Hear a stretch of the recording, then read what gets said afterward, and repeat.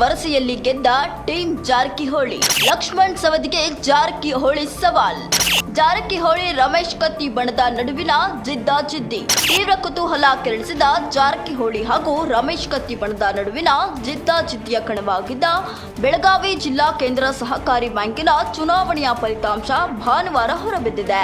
16 ಸ್ಥಾನಗಳ ಪೈಕಿ 13 ಸ್ಥಾನಗಳಲ್ಲಿ ಜಯ ಸಾಧಿಸುವ ಮೂಲಕ ಬ್ಯಾಂಕಿನ ಆಡಳಿತದ ಚುಕ್ಕಾಣಿ ಹಿಡಿಯುವಲ್ಲಿ ಜಾರಕಿಹೊಳಿ ಬಣ ಯಶಸ್ವಿಯಾಗಿದೆ. ಆ ಮೂಲಕ 29 ವರ್ಷಗಳ ನಂತರ ಬಣಕ್ಕೆ ಪೂರ್ಣ ಪ್ರಮಾಣದ ಅಧಿಕಾರ ಸಿಕ್ಕಂತಾಗಿದೆ.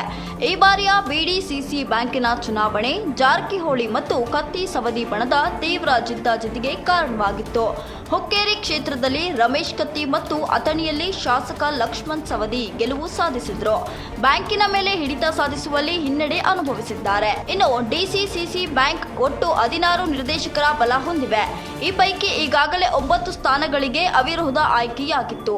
ಈ ಪೈಕಿ 2 ನಿರ್ದೇಶಕರು ತಟಸ್ಥ ನಿಲುವು ಹೊಂದಿದ್ದರೆ ಉಳಿದ 7 ನಿರ್ದೇಶಕರು ಜಾರಕಿಹೊಳಿ ಬಣದಲ್ಲಿ ಗುರುತಿಸಿಕೊಂಡಿದ್ರು.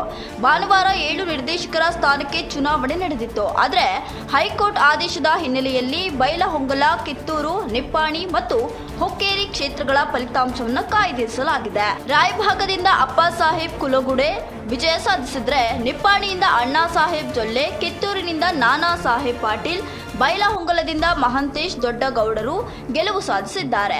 ಇವರೆಲ್ಲರೂ ಜಾರಕಿಹೊಳಿ ಬಣದ ಜೊತೆಗೆ ಗುರುತಿಸಿಕೊಂಡಿದ್ದಾರೆ. ಇದರಿಂದಾಗಿ ಜಾರಕಿಹೊಳಿ ಬಣದ ಸದಸ್ಯರ ಬಲ 13ಕ್ಕೇರಿದೆ. ಈ ಮೂಲಕ ಡಿಸಿಸಿಸಿ ಬ್ಯಾಂಕಿನ ಆಡಳಿತ ಚುಕ್ಕಾಣಿ ಮೇಲೆ ಜಾರಕಿಹೊಳಿ ಬಣ ಹಿಡಿತ ಸಾಧಿಸುವಲ್ಲಿ ಯಶಸ್ವಿಯಾಗಿದೆ. ಕಳೆದ ಸೆಪ್ಟೆಂಬರ್ನಲ್ಲಿ ನಡೆದಿದ್ದ ಹುಕ್ಕೇರಿ ಗ್ರಾಮೀಣ ವಿದ್ಯುತ್ ಸಹಕಾರಿ ಸಂಘದ ಚುನಾವಣೆಯಲ್ಲಿ ಮಾಜಿ ಸಂಸದ ರಮೇಶ್ ಕತ್ತಿ ಅವರು ಎಲ್ಲ 15 ಸ್ಥಾನಗಳಲ್ಲಿ ಜಯಬೇರಿ ಬಾರಿಸುವ ಮೂಲಕ ಜಾರಕಿಹೊಳಿ ಸಹೋದರರ ವಿರುದ್ಧ ಮೀಸೆ ತಿರುವಿದ್ರು.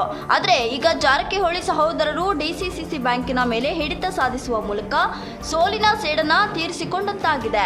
ಶತಾಯಗತಾಯವಾಗಿ ಬ್ಯಾಂಕಿನ ಮೇಲೆ ಹಿಡಿತ ಸಾಧಿಸುವ ನಿಟ್ಟಿನಲ್ಲಿ ರಮೇಶ್ ಕತ್ತಿ ಮತ್ತು ಲಕ್ಷ್ಮಣ್ ಸವದಿ ಅವರು ಒಂದಾಗಿ ಜಾರಕಿಹೊಳಿ ಸಹೋದರರಿಗೆ ಸೆಟ್ಟು ಹೊಡೆದಿದ್ದರು.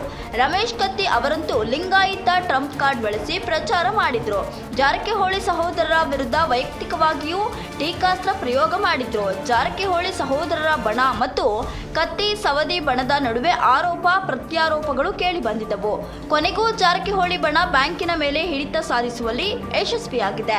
ಈ ಮಧ್ಯೆ ಮತದಾನದ ಬಳಿಕ ನಗರದಲ್ಲಿ ಸುದ್ದಿಗೋಷ್ಠಿಯಲ್ಲಿ ಮಾತನಾಡಿದ ಅರಭಾವಿ ಶಾಸಕ ಮತ್ತು ಬೇಮೂಲ್ ಅಧ್ಯಕ್ಷ ಬಾಲಚಂದ್ರ ಜಾರಕಿಹೊಳಿ, ಬೆಳಗಾವಿ ಡಿಸಿಸಿ ಬ್ಯಾಂಕ್ನ ಚುನಾವಣೆಯಲ್ಲಿ ನಮಗೆ ಪೂರ್ಣ ಪ್ರಮಾಣದ ಅಧಿಕಾರ ಸಿಕ್ಕಿದೆ. 16 ಸ್ಥಾನಗಳ ಪೈಕಿ 13 ಸ್ಥಾನ ಗೆದ್ದಿದ್ದೇವೆ. 29 ವರ್ಷದ ನಂತರ ಮತ್ತೆ ಡಿಸಿಸಿ ಬ್ಯಾಂಕ್ನಲ್ಲಿ ಪೂರ್ಣ ಪ್ರಮಾಣದ ಅಧಿಕಾರ ಸಿಕ್ಕಿದೆ. ಲಿಂಗಾಯತ ಸಮಾಜದವರನ್ನ ಬ್ಯಾಂಕಿನ ಅಧ್ಯಕ್ಷರನ್ನಾಗಿ ಮಾಡಲಾಗುವುದು ಎಂದು ಘೋಷಿಸಿದ್ರು. ಇನ್ನು ಡಿಸಿಸಿಸಿ ಬ್ಯಾಂಕಿಗೆ ನಮ್ಮವರೇ ಅಧ್ಯಕ್ಷರಾಗ್ತಾರೆ. ನಾನು 50 ಕೋಟಿ ರು ಬೆಟ್ಟಿಂಗ್ ಕಟ್ಟುತ್ತೇನೆ.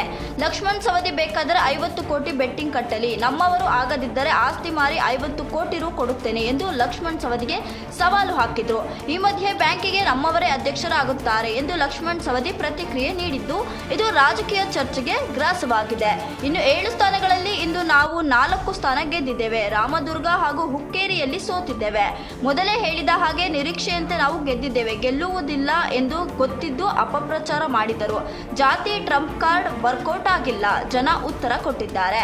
ಇನ್ನು ಈ ವಿಚಾರಕ್ಕೆ ಸಂಬಂಧಪಟ್ಟಂತೆ ನಿಮ್ಮ ಅನಿಸಿಕೆಯನ್ನು ಕಮೆಂಟ್ನಲ್ಲಿ ತಿಳಿಸಿ. ನೀವಿನ್ನೂ ಕೂಡ ನಮ್ಮ ಚಾನೆಲ್ ಅನ್ನು ಸಬ್ಸ್ಕ್ರೈಬ್ ಮಾಡಿಲ್ಲ ಅಂದರೆ ಈ ಕೂಡಲೇ ಸಬ್ಸ್ಕ್ರೈಬ್ ಮಾಡಿ.